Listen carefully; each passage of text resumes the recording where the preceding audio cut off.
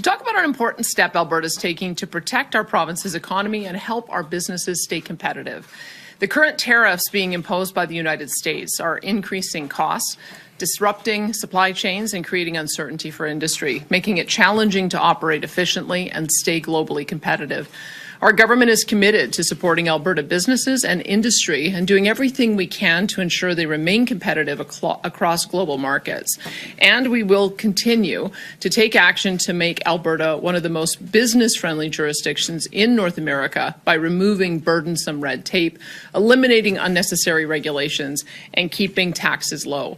Our industry, from energy to agriculture, not only empower our economy, but the wealth that they generate allows us to provide Albertans with the essential services they rely on, from healthcare to education.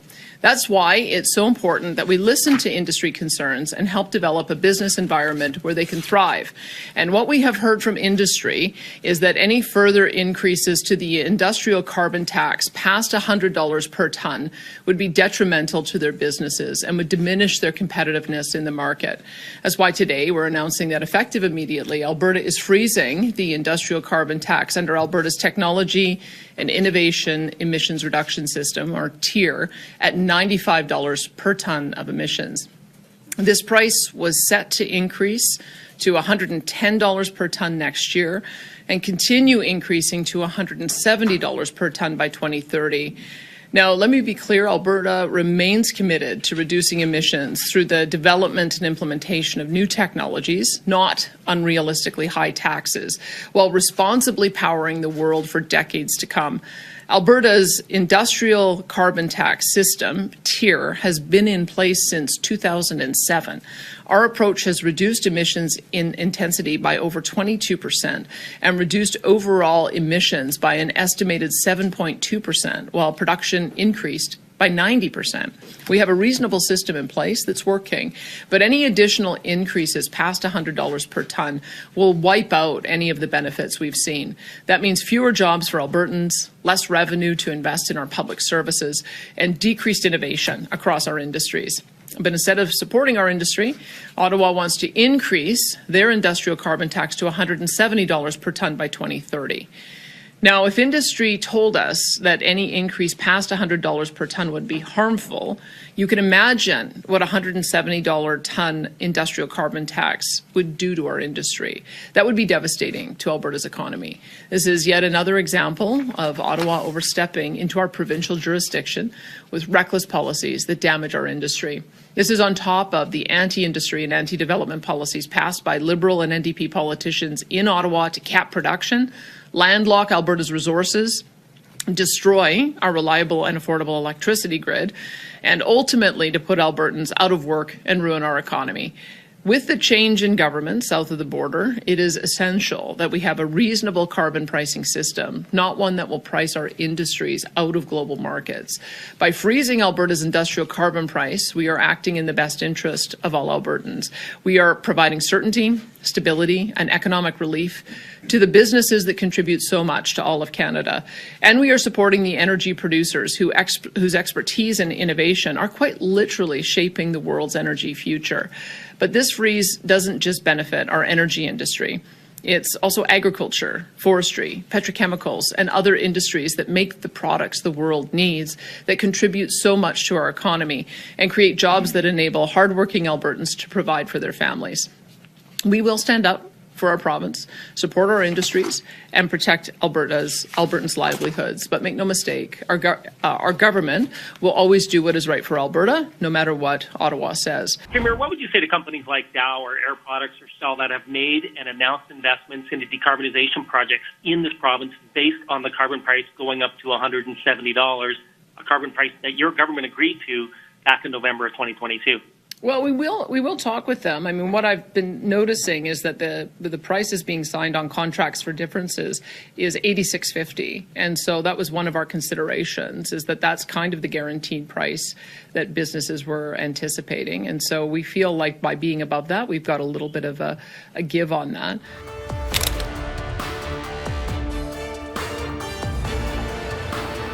Question put to the populace. The Alberta Prosperity Project this morning released the question that they intend to move forward with, which is Do you agree that the province of Alberta shall become a sovereign country and cease to be a province of Canada? They said they're waiting until they can get about 600,000 signatures before pushing forward with the petition. So if any referendum question has to respect the treaties, would you be willing to put that question on a ballot to Albertans? Well, as I mentioned, there is a citizen-initiated process.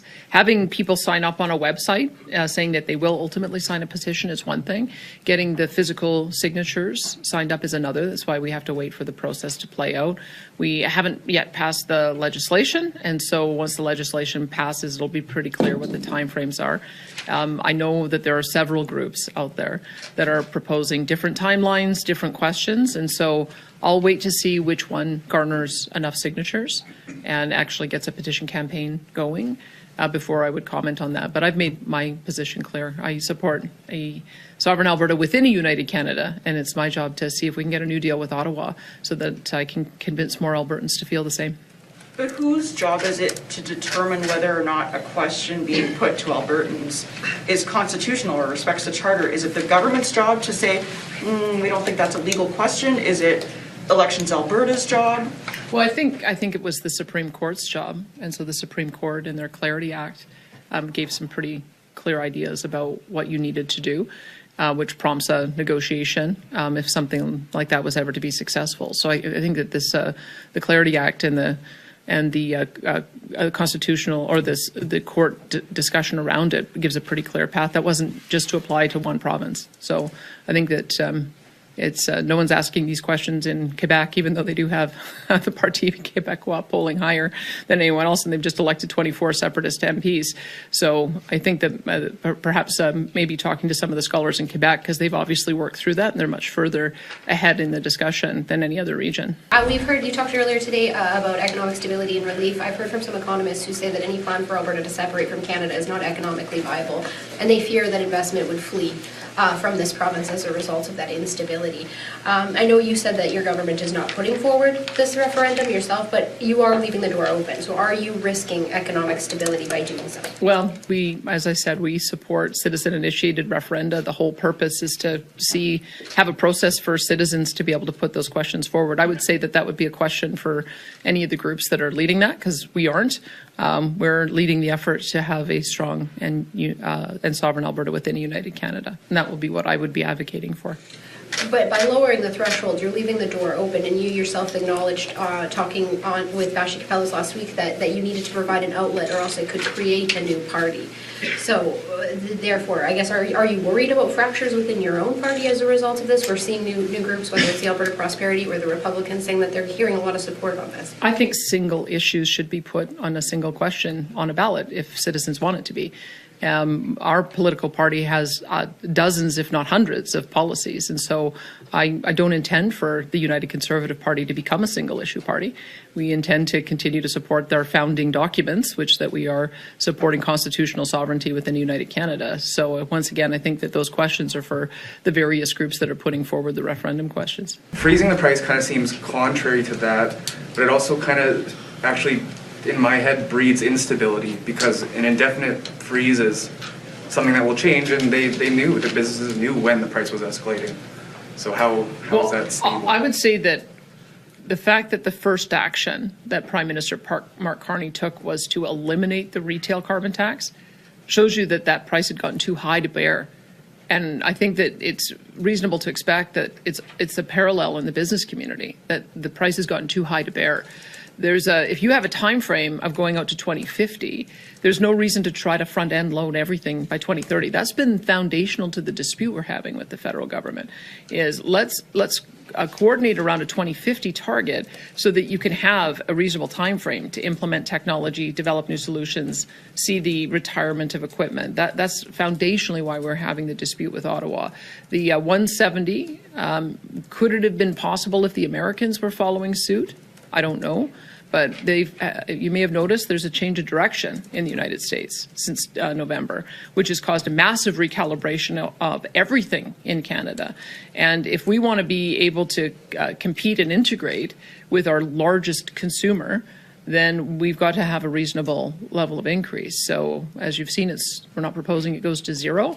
We're just proposing that it stays where it is. Well, we have some kind of recalibration about how this is going to impact the business community. What we have heard from the business community is that it's too high. And I think if you look at Quebec's carbon price, Quebec's carbon trading price is lower than this.